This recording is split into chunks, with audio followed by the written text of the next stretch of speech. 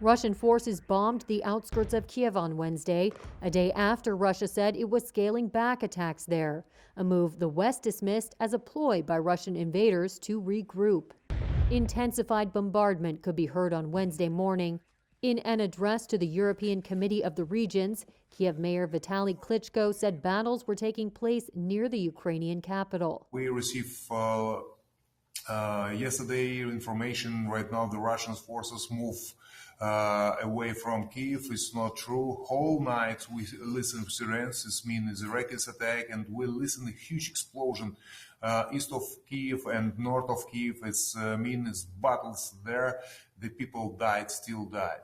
Reuters journalists near the Kiev suburb of Irpin heard frequent shelling and explosions on the ground and in the air. The attacks came just one day after Russia said it would curtail operations near Kiev and the northern city of Chernihiv to increase mutual trust for peace talks. Ukrainians who fled spoke of shells landing in Irpin and bodies in the streets. Yulia Kalmutska said she hid with 37 other people in a basement. They came under fire by Russian machine guns and the building caught fire. I buried 4 people close to me. My father. I buried 2 young guys who were my neighbors. They couldn't reach the entrance of the building and got shot by Russian troops. And an elderly woman who was cooking and came under fire.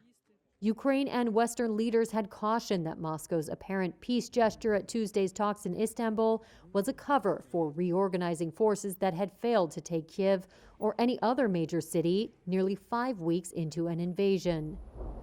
Irpin itself was recaptured by Ukrainian forces this week.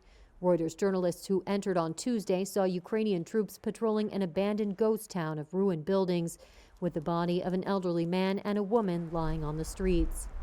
In an overnight address, Ukraine's President Volodymyr Zelensky made clear he took nothing Moscow said at face value. Ukrainians are not naive people.